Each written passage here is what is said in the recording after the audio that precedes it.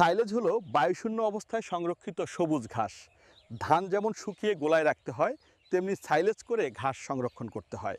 কারণ দুনিয়ায় সকল ফসলেরই ফলন বা অফলনের সময় আছে। অফলনের সময় যেন দুর্ভিক্ষ না দেখা দেয়, সেজন্য ঘাস সংরক্ষণ করতে হয়।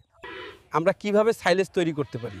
সাইলেজ তৈরির জন্য প্রথম কাজ হলো ঘাস উৎপাদন করা এবং ঘাসের সঠিক বয়স শনাক্ত করা। ভুট্টা এবং নেপিয়ার আমাদের দেশে জনপ্রিয় ঘাস। ঘাসগুলো দেশের সকল অঞ্চলে জন্মে। ভুট্টা ঘাস দ্বারা সাইলেজ তৈরির উত্তম সময় হলো এর দানায় দুধস্তর লক্ষ্য করা, অর্থাৎ যখন একটি দানায় অর্ধেক দুধ এবং অর্ধেক শক্ত থাকে। সাধারণত শীত মৌসুমে ঘাসের বয়স যখন 112 থেকে 120 দিন এবং বর্ষা মৌসুমে যখন ঘাসের বয়স 105 থেকে 110 দিন হয়, তখন এই দুধস্তর দেখা যায়। নেপিয়ার ঘাস থেকে সাইলেজ তৈরির সেরা সময় হলো যখন ঘাসের ডাঁটা নরম, নমনীয় এবং পাতা সবুজ থাকে।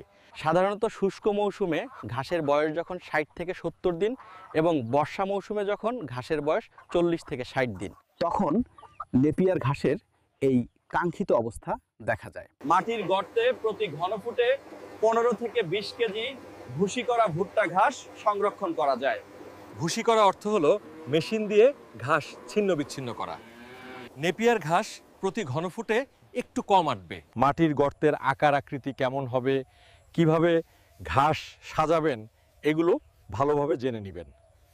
তবে ঘাসের জন্য বাতাস হলো বিষ। ঘাস সাজানোর সময় যতটা সম্ভব বাতাস বের করে দিতে হবে। বস্তায় সাইলেজ তৈরির পদ্ধতিটা একটু বলুন। বস্তায় ঘাস সংরক্ষণের জন্য প্রথমে একটি পলিথিন যুক্ত বস্তা লাগবে। ভুসি ঘাসগুলো দিয়ে বস্তা ভর্তি করেন। যতদূর সম্ভব ঘাসগুলোকে ভালোভাবে আটুন এবং মাঝ থেকে বাতাস বের করুন। প্রয়োজনে ভ্যাকুয়াম পাম্প দিয়ে বস্তার ভিতরের অবশিষ্ট বাতাস বের করেন। বস্তাটি বায়ুশূন্য হলে খোলা মুখটি সিল করেন। রোদ বা বৃষ্টি বা ইঁদুরমুক্ত স্থানে বস্তাগুলো সংরক্ষণ করুন।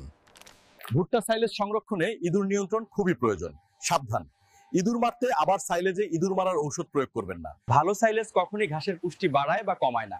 উপযুক্ত পুষ্টি সমৃদ্ধ ঘাস যাতে সারা বছর গরু খেতে পারে, সাইলেজ খামারিদের সে সুযোগ সৃষ্টি করে।